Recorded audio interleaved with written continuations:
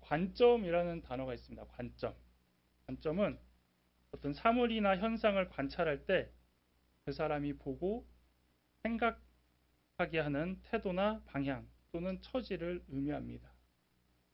그래서 우리가 어떤 관점을 따라서 보느냐에 따라서 같은 것을 보더라도 서로 다른 이야기를 하고 다른 생각을 하고 다른 의견을 말하게 된다는 것이죠.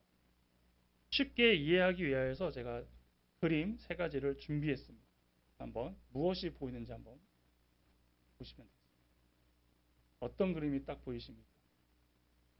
두 가지 그림이 보이는데요. 하나는 어떤 여자의 뒷모습, 어떤 분은 할머니의 옆모습. 둘 다 보이는 게 맞아요. 근데 뭐가 먼저 보이는지가 조금 이제 다른 거고요. 또 하나가 있습니다. 여자 얼굴이 딱 보이기도 한데 잘 보면 말 두 마리가 또 마주보고 있는 게 있어요. 또 하나는 예수님인데 잘 보면 십자가를 지는 예수님이 이렇게 또 보이죠. 이러한 그림 외에도 다양하게 우리 눈에 착시를 주는 것, 이것이 관점의 차이를 설명할 수도 있습니다. 그래서 관점의 차이는 이렇게 그림뿐만 아니라 우리 삶에서도 다양하게 경험할 수 있다는 거죠. 근데 이 관점이 우리 삶에서 중요한 건 뭐냐면 사실보다 해석에 따라 행동하기 때문입니다. 그래서 관점이 맞는 사람과는 대화도 잘 되고 마음도 맞고 편하고 이야기하기가 편한데 관점이 좀 다르면 그때부터는 조금 힘들어요. 얘기하기가. 어떻게 그렇게 보지? 왜 이렇게 못 보지? 왜 저렇게 생각할 수 있지? 이게 이제 관점의 차이가 있는 거지. 이게 이제 심하면 어떻게 됩니까? 대립하고 갈등하고 분열되는 겁니다. 우리가 일상적으로 제일 많이 보는 게 정치가 그게 아닌가 싶습니다. 한편 우리는 이렇게 세상에 존재하는 일반적인 관점을 다 갖고 계시지만 특별하게 우리는 다른 관점을 하나 더 갖고 살아야 되고 이것이 어떻게 보면 우리가 이 시간을 통해서 가져야 되는 관점입니다. 그것은 바로 하나님의 관점입니다. 왜냐하면 우리가 이 세상에 살아갈 때 하나님의 사람으로 살아간다라고 이야기하려면 바로 이 하나님의 관점이 필요하기 때문입니다. 내가 갖고 있는 관점과 세상의 관점은 분명히 한계가 있지만 하나님의 관점으로 볼 때에 또 다른 것이 보이고 그 결과들이 달라지기 때문입니다. 그렇다면 이 하나님의 관점 그리고 하나님의 관점으로 본다는 것은 무엇일까요? 먼저 뒤집어 보는 것, 바꿔보는 것입니다. 극동방송 한기봉 사장님이 한 목사님, 안호성 목사님께 낸 문제입니다. 이 숫자를 보고 그 사람의 이름과 직업을 맞춰보라고 했습니다. 안호성 목사님은 이 문제를 장로님께서 낸 문제라고 생각해서 이제 심오하고 되게 대단한 문제일 것 같아서 성경에서 이와 관련된 숫자들을 많이 찾아보셨다고 합니다. 몇 시간을 고민하고 애썼지만 도저히 이거에 대하여서 이해할 수 없었기 때문에 장로님 잘 모르겠습니다. 도대체 무슨 의미입니까? 라고 보냈다고 합니다. 그랬더니 이런 답이 왔다고 합니다. 뒤집어 보세요. 이소희 계란장수라는 의미였습니다. 문자를 보고 핸드폰을 아까 그 숫자를 뒤집어 보니 이렇게 나타난 거라는 것이죠. 이름은 이소희고 그녀의 직업은 계란장수다라는 의미의 문제였습니다. 여러분 어땠습니까? 처음에 이 문제를 봤을 때 당황하셨죠? 뭐지? 예전에 우리 문자로 삐삐로 뭐 그런 거 좀 이제 했었는데 그런 건가라고 이제 생각을 했더니 뒤집어 보니까 이소희 she says eggs 그녀는 계란장수다 이런 의미가 나온다라는 거죠. 그래서 복잡하고 대단히 어려운 문제라고 생각했는데 뒤집어 보니까 그 답이 나왔다라는 겁니다. 우리 인생에서 그리고 성경에서도 이 인생에서도 이렇게 뒤집어 보니 해결했던 사람이 있습니다. 바로 요셉입니다. 요셉과 형들의 관계는 도저히 풀릴 수 없는 문제였습니다. 형제들끼리 편이 돼서 다툴 수는 있지만 요셉은 일방적인 왕따를 경험했습니다. 심지어 죄 없는 동생을 시기해서 죽이려고 했지만 돈 몇 푼에 노예로 파는 그런 모습이 나타났다는 거죠. 상식적으로 이해되지 않는 모습입니다. 아무리 미워도 어떻게 동생을 죽이려고 하고 한 마음으로 또 그렇게 팔았는지. 그래서 이렇게 가족으로부터 어떻게 보면 그 형제로부터 큰 상처를 받은 요셉은 어떻게 보면 평생 이를 갈며 어떻게 이것을 갚아야 될까? 어떻게 이것을 보복해야 될까? 이렇게 생각할 수 있습니다. 근데 그게 끝이 아니죠. 이제 공으로 팔린 집에서 누명을 쓰워 감옥까지 갔습니다. 억울했으니까 그때 얼마나 또 답답했겠습니까? 보디발 장군은 나를 믿어주지 아니하고 또 그 아내는 어떻게 나를 이렇게 억울하게 누명을 씌우게 했을까? 아마 총리가 된 이후에 그런 부분들이 가장 먼저 생각났을 것입니다. 내가 겪었던 부분들에 대하여서 어떻게 이것을 갚아나가고 복수를 하고 보복을 할까? 여러분이 만약에 요셉의 인생이라면 어떻게 생각하시겠어요? 내 이야기는 아니니까 뭐 요셉은 그럴 수 있겠다 생각할 수 있겠지만 인간적인 입장에 있다 보면은 이 안 풀리는 문제에 대하여서 그런 상황에 대하여서 이것만 해결되지 마라. 이것만 잘 풀려봐라라고 하면서 뭔가 이런 좀 의욕을 갖던지 다른 마음을 갖는다라는 거죠. 그래서 인간적으로는 실제로는 잘 못 푸는 문제가 요셉에게는 있었던 것입니다. 그런데 이 문제를 이제 이러한 인간의 관점이 아닌 하나님의 관점으로 바꿔보면 이 문제가 간단히 풀린다라는 것이죠. 형들의 핍박과 보디발 아내의 누명을 썼던 인간적인 눈으로 보면 감당할 수 없는 문제가 되지만 하나님의 관점으로 보니 간단하게 풀립니다. 창세기 50장 20절에 요셉은 형들에게 이렇게 고백하죠. 당신들은 나를 해하려 하였으나 하나님은 그것을 선으로 바꾸사 오늘과 같이 많은 백성의 생명을 구원하게 하시려 하셨나니 아멘. 요셉은 형들을 통해서 이제 내가 그동안 당했던 어려움을 복수할 겁니다. 이런 게 아니라 도리어 이렇게 일어난 일들이 하나님의 인도하심이고 하나님의 계획이었습니다라고 표현하는 것이죠. 그리고 형들도 실제로 이제 요셉 앞에 섰을 때는 두려워하고 있었습니다. 왜냐하면 과거에 했던 그 사건을 이미 다 알고 있었기 때문이죠. 하지만 요셉은 그들에게 도리어 사랑을 보여주었고 용서를 해주면서 그들을 안심시키고 그들을 위로하는 모습으로 나아갔다라는 겁니다. 그럼 요셉은 어떻게 이러한 모습이 되었을까요? 창세기 39장 2절과 21절에 이렇게 기록되어 있습니다. 여호와께서 요셉과 함께 하심으로 그가 형통한 자가 되어 그의 주인 애굽 사람 집에 있으니 21절에 여호와께서 요셉과 함께 하시고 그에게 인자를 더하사 간수장에게 은혜를 받게 하심에 이게 무슨 얘기입니까? 종으로 있을 때도 옥살이를 할 때도 하나님께서 언제나 요셉과 함께 하셨고 요셉은 사실을 알게 되며 그 동안의 사건들이 이해가 되기 시작한 것입니다.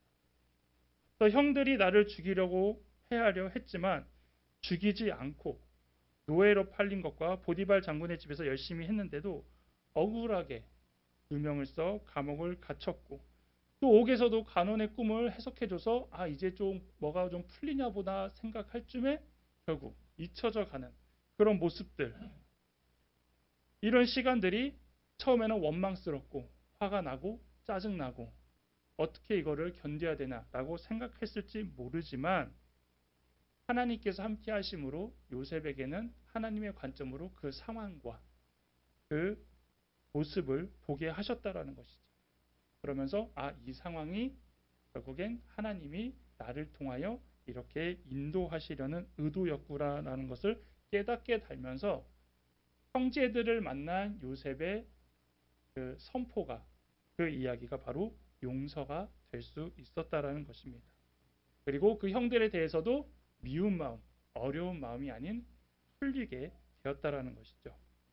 그래서 고난이라는 것은 사람의 관점으로 보면 고통의 어려움이지만 하나님의 관점으로 보면 복으로의 안내가 된다라는 것입니다.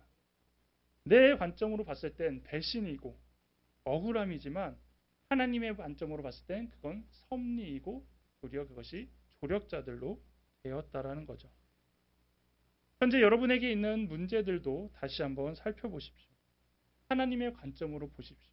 내가 봤을 땐 이거는 어려움의 문제이고 해결되지 않는 문제이고 풀리지 않는 문제일 수 있지만 하나님의 관점으로 본다라면 분명히 이것은 어려운 문제가 아니라 쉬운 문제가 될 수 있을 것이고 더 나아가 요셉과 같은 고백도 여러분도 할 수 있다라는 겁니다. 다음으로 하나님의 관점으로 본다라는 것은 바로 멀리 보는 것, 크게 보는 것입니다. 우리 삶에도 언제나 우리 앞에 홍해와 같은 큰 문제들이 맞닥뜨리고 있습니다. 거기에 뒤에서 애굽의 철병거까지 오고 있는 상황. 세상에서는 뭐 뒤로 한 걸음 가면은 2보 앞으로 나아가기 위한 후퇴라고 하는데 지금 애굽 군대가 올 때는 후퇴조차 할 수 없는 이런 진퇴양난의 상황에 처할 때가 있다라는 것이죠. 그래서 홍해가 난제인 것입니다. 지금 내 상황으로는 이것을 도저히 극복할 수 없고 또 그것뿐만 아니라 두려운 상황까지도 오기 때문이죠. 그런데 이 문제도 내 관점이 아닌 하나님의 관점을 가질 때 해결됩니다. 자, 그렇다면 하나님이 왜 이스라엘 백성들을 홍해로 이끄셨는지 여기서부터 이제 우리는 시작되는 거죠. 원래 애굽에서 출애굽한 이후에 애굽에서 가나안으로 가는 지름길이 있습니다. 지도를 많이 보신 분들은 알겠지만 그 지름길이 있는데 하나님이 그 지름길로 가지 않게 하신 이유는 그들에게 훈련이 필요해서가 아니라 그 길에 바로 블레셋 사람들이 살고 있기 때문이었죠. 블레셋 땅을 지나가야 된다는 건 무엇입니까? 지금 막 출애굽한 사람들, 아무것도 갖추고 있지 않는 사람들이 전쟁과 맞닥뜨려야 된다라는 겁니다. 불이 나게 애굽에서 출애굽한 이스라엘 백성들이 블레셋과 마주쳐 전쟁을 하게 돼야 되는 상황이 된다라면 그들이 마음을 돌이켜 다시 애굽으로 갈 것 같다라는 생각을 갖고 하나님께서는 그것을 돌려 홍해 쪽으로 인도하신 것입니다. 하나님께서 이스라엘 백성들을 홍해로 이끄신 그 결과는 어떻습니까? 사람의 관점으로 봤을 때 이 홍해는 나의 무덤처럼 보였지만 하나님의 관점으로 보자 철병거들의 무덤이 된 것을 우리는 알 수 있다는 것이죠. 이처럼 우리도 오랫동안 해결되지 않고 나를 괴롭히던 문제들, 내 인생에서 풀리지 않고 답답했던 상황들이 동결되는 철병거들의 매장지가 그 홍해가 된 것입니다. 그래서 홍해를 만난 우리는 불안하고 두려워하는 것이 아니라 크게 보면 감사할 수 있습니다. 하나님께 묻습니다. 하나님, 내게 왜 이런 홍해와 같은 가로막힘을 허락하십니까? 왜 하나님이 나를 인도하셨는데 이런 홍해와 같은 것을 만나게 하십니까? 그럴 때 오늘 말씀처럼 하나님의 관점으로 다시 한번 크게 보십시오. 눈앞에 보이는 홍해가 문제와 낙담의 원인으로 보이지만 크게 보면 이 길이 가장 안전하고 완전한 길임을 알 수 있다라는 것이죠. 예레미야 29장 11절에 여호와의 말씀이니라 너희를 향한 나의 생각을 내가 아나니 평안이요 재앙이 아니니라 너희에게 미래와 희망을 주는 것이니라. 우리가 만나는 다양하게 어렵게 만나는 상황들 이게 계속 내 관점으로 보니까 어려운 거예요. 계속 내 관점으로 보니까 시험인 거예요. 예전에 이거 동일한 걸 겪었는데 또 주셨네? 계속 내 관점으로 보니까 그렇게 받아들일 수밖에 없다라는 것이죠. 하지만 하나님이 인도하시는 분은 길은 언제나 가장 안전하고 가장 좋은 거라는 거죠. 그러니까 지금 겪는 어려움이 있으시다라면 더 큰 어려움이 있을 수 있다라는 것이고 그나마 이 길이 가장 하나님이 선택하신 우리에게 좋은 길이라는 겁니다. 이 말씀 이후에 실제로 어떤 사건이 일어납니까? 하나님께서 이스라엘 백성들을 바벨론에 침략당하게 하셨습니다. 바벨론으로부터 전쟁에서 집니다. 그뿐만 아니죠. 성전이 무너지고 그들이 포로로 끌려가고 노비로 끌려갑니다. 생각하겠죠. 하나님 왜 우리에게 이런 시련을 주시나요? 하나님 믿는데 왜 우리에게 이런 어려움을 주시나요?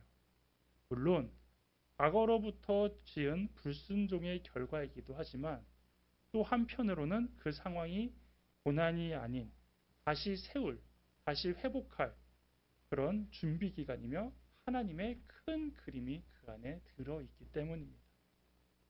그래서 지금 여러분이 갖고 있는 문제들도 하나님의 관점으로 하나씩 바꿔서 보시길 바랍니다. 여러분의 모습이 하나님께서 이끄는 가장 좋은 모습임을 발견하실 수 있기 때문입니다. 마지막으로 하나님의 시선으로 본다라는 것은 내가 아닌 하나님을 보는 것입니다. 앞서 두 관점이 어떻게 보는 거라고 한다면 여기서는 무엇을 보느냐에 대한 것입니다. 나를 바라보고 내 처지와 상황을 바라보던 그 시선을 이제 돌려서 하나님을 바라보면 또 그 문제가 쉽게 해결된다라는 것이죠.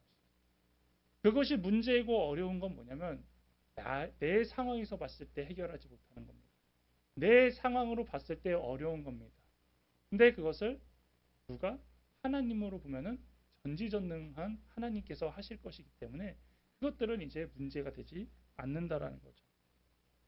앞을 가로막은 거대한 홍해 앞에 선 나의 모습을 보면 초라하게 보일 때도 있고 그동안 나는 왜 이거에 대하여 대비하지 못했느냐에 대한 죄책감도 있을 수도 있고 다양한 모습으로 낮은 나의 모습을 보게 되어 있습니다. 그러다 보면 이제 자존감도 떨어지고 자포자기하는 모습까지도 된다라는 거죠. 그런데 하나님은 이런 상황에서 바로 하나님을 보게 하셨습니다. 출애굽기 14장 13절에 모세가 백성에게 이르되 너희는 두려워하지 말고 가만히 서서 여호와께서 오늘 너희를 위하여 행하시는 구원을 보라. 이스라엘 백성들은 계속 홍해를 보고 뒤에 있는 애국 군대를 봐서 이러지도 저러지도 못하는 상황에 있지만 모세를 통해서 지금 봐야 될 건 홍해와 이스라엘 군대가 아닌 이 상황을 해결하는 하나님을 보라고 말씀하고 계십니다. 여러분들도 무엇을 볼 때 두려움을 겪고 계십니까? 그리고 무엇 때문에 힘들어하고 계십니까? 바로 우리 눈앞에 있는 홍해와 이스라엘 백성들을 애국 군대들을 볼 때입니다. 그렇다면 무엇을 볼 때 이제 두려움을 이길 수 있습니까? 희망을 가질 수 있습니까? 바로 하나님의 구원을 볼 때, 하나님을 볼 때라는 것이죠. 이 말은 나와 환경을 보지 말라는 말도 포함이 됩니다. 나뿐만 아니라 내 상황들을 보십시오. 이런 상황을 해결해 줄 수 있는 사람도 없고 이런 상황을 또 필요할 때는 부를 사람도 없고 그럴 상황이 없다 보면은 계속 힘들어진다라는 것이죠. 하지만 하나님은 어떠신 분입니까? 하나님의 사람들도 하나님께서 부르실 때의 모습을 보면 사실 아무것도 할 수 없었던 사람들이었습니다. 모세는 불붙은 떨기나무에서 자기를 부르시는 하나님께 나는 입이 뻣뻣하고 혀가 둔하니 보낼 만한 자를 보내소서. 나는 아무것도 할 수 없습니다. 나는 준비되지 않았습니다. 나 말고 다른 사람 보내세요 라고 얘기하고 있죠. 그러자 하나님께서는 내가 한다. 나를 보고 나를 믿고 가라 라고 하면서 하나님을 보게 하셨습니다. 기드온도 이스라엘을 미디안의 손에서 구원하라는 말씀에 나의 집은 므낫세 중에 극히 약하고 나는 내 아버지 집에서 가장 작은 자니이다. 나 너무 작은 자예요. 나 너무 연약해요. 저 힘 없어요. 저보다 더 괜찮은 사람을 사용하세요 라고 얘기하는 거죠.